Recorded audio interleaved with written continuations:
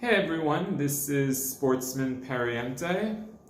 It's been a while, I know, since my last video, and as you can see behind me, there's also been a bit of a change in my surroundings as I've taken my talents to a different part of New York City. And normally I kind of do videos on mainly the New York teams like the Mets, in baseball, Giants, Jets, football, or Knicks, and etc. etc. But I thought I would change that up a little bit in regards to the recent news about Shohei Ohtani's 10-year, $700 million deal with the Los Angeles Dodgers. And I was going to talk about that. But then a few hours ago, news broke about the fine print, if you would, in the contract. And I'm going to acknowledge Fabian Ardaya, who's the Dodgers beat reporter for The Athletic. He's the one who broke this story as far as what would be in the fine print of that contract in regards to deferrals. So I'll get right to that if you would. And the big news in this is that of the $700 million deal, Shohei Ohtani has agreed to defer $680 million of that deal, which means basically next year in 2024, Shohei Ohtani will make $2 million. The following year, $2 million. The year after that, $2 million. Basically from 2024 to 2033, Shohei Ohtani will make $2 million over those 10 years. The remaining $680 million of the deal will be paid out to Ohtani without interest from 2034 to 2043. Which basically means the Dodgers can get Yamamoto if they so choose, whether it's in the coming days or weeks, etc. And they can still get other quality free agents to help bolster their World Series chances. So the Dodgers have Freddie Freeman under contract, Mookie Betts under contract, Shohei Ohtani under contract, and they could still get Yamamoto. They can sign maybe Walker Buehler to an extension, obviously depending on the situation with his health. And I mean, we're going to talk about Steve Cohen flaunting the rules here and there, but my goodness me, the Dodgers, oh man, are really flaunting the luxury tax. But for everyone to complain, oh, it's not fair, baseball has to step in and stop this, the Dodgers are not breaking any rules. In fact, this idea of deferring the money like this was not even their idea. Would you like to know whose idea it was?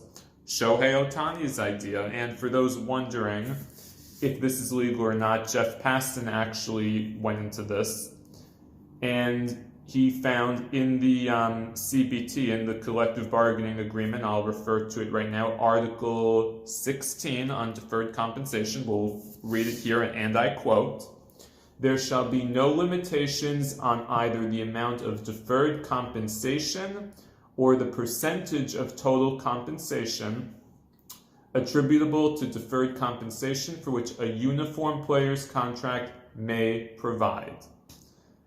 So basically, Shohei Ohtani is not doing anything wrong, and the Dodgers are not doing anything wrong. It's perfectly within the rules for them to do exactly what they've done.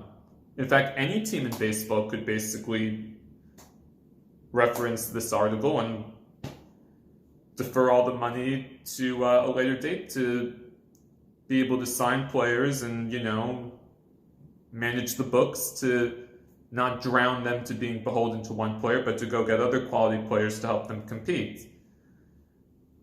And we thought Bobby Bonilla was getting away with highway robbery, but oh man, I think Bobby Bonilla Day is not even in the stratosphere of what is going to be down the road for the Dodgers when it's a Shohei Ohtani Day from 34 to 2043. Oh my God. Everyone on Twitter is already yapping, oh, baseball is dying, oh, baseball's done for, this is not fair to the small market teams. Well, again, to those small market teams, we can say the same argument that people have been saying over the past few years in reference to teams like the Oakland A's, the Pirates, the Orioles, etc.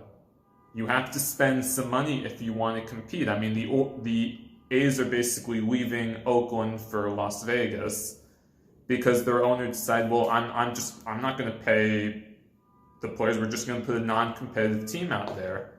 And you saw what happened to attendance in Oakland. What were they drawing? Maybe 1,000 people per game, if even that, in 2023. So for everyone saying that, oh, this is going to kill competition, well, any team could do what the Dodgers have done. The Mets could have done it. The Orioles could have done it. The Pittsburgh Pirates could have done it. The Yankees could have done it. Anyone could have done it. So for everyone saying, oh, this is going to be the death of small market clubs, not necessarily. If those small market clubs can get a player to agree to a deal like the Ohtani did, they can still go after quality free agents. I mean, look at what Texas did. I believe it was last year or the year before that, getting Corey Seager to sign that $400 million deal. No one was complaining about that. They also got, they spent almost, I think, 60 or 170 million to get Jacob deGrom. Nobody said anything about that. So, I mean, if we're going to criticize the Dodgers for spending this kind of money, I mean, I'm a little, can't believe this happened, but other teams have, signed a lot of people like this, and not to $700 million, of course, but bottom line, it's perfectly legal what the Dodgers did. For everyone saying also, well, the Dodgers can get, some real good pieces for 24, 2025, 2026, that is true, but keep in mind, Mookie Betts, as time passes his contract, because I believe he deferred money also to allow the Dodgers to still get people when he signed his deal in 2018, I believe 12 years, $300 million.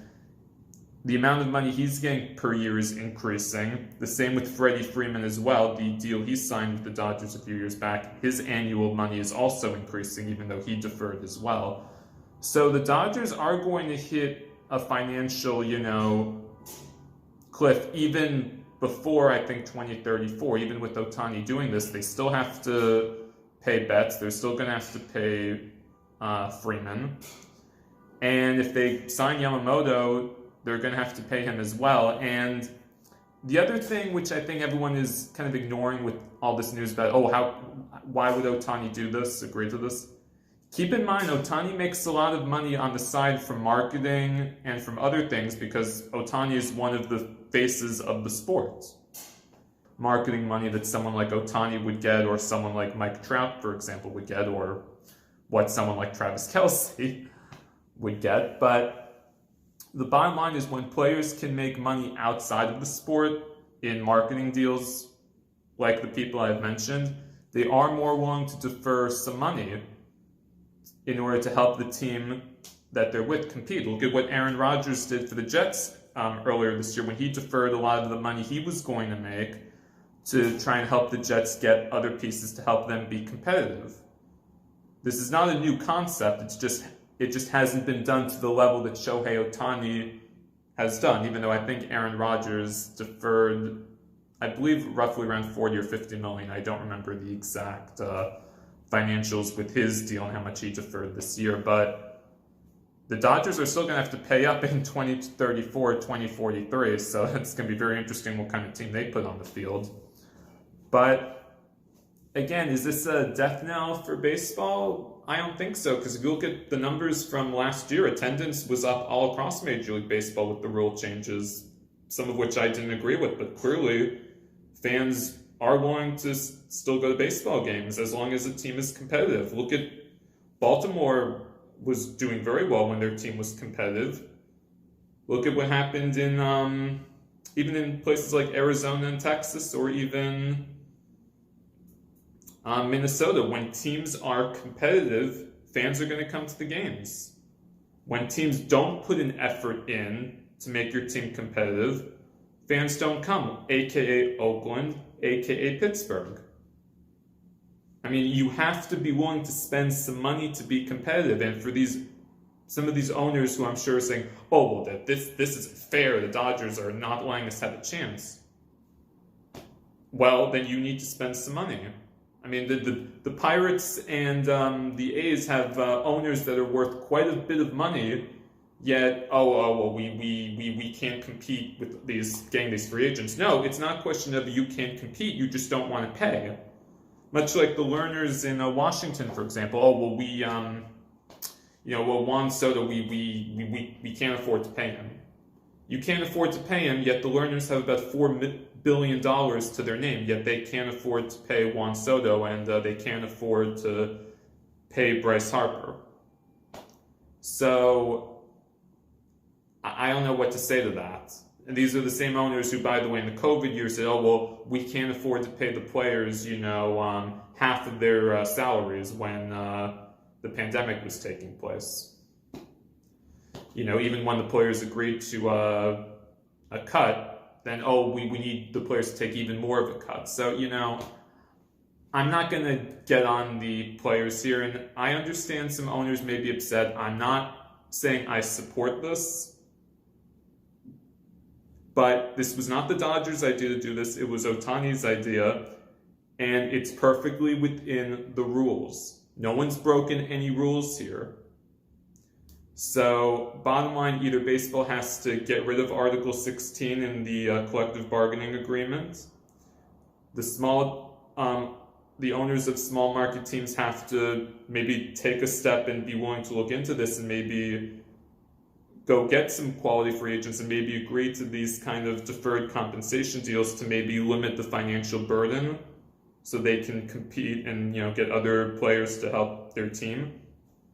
And if you look at the playoff format for baseball, it's not a guarantee that the team that wins the most games automatically wins the World Series. Look at what happened with Arizona winning, I think, 84 games and making it to the World Series. The Dodgers won 100 and got knocked out in 4 games. The year before that, they won 110 games and didn't even make it out the first round either. So, just saying, baseball is not won on paper, it's won on the field. And we'll see how this goes next year, the year after that, and the year after that. But, man, it is a new world when players and owners find a way to skirt the rules a little bit, but it's going to be very interesting what baseball does in the coming years to address this. So that's my take on Shohei Ohtani's, I don't even want to use the word gamble, but business strategy or smarts. But he wants to win, and I don't think any of us can criticize that. And he's also making more money than, actually he's making almost double what Mike Trout is making with the Angels. Oh, man. But anyway, please continue to subscribe to my channel, Sportsman Pariente, and it's going to be very interesting to see how the rest of the baseball offseason goes from here on out.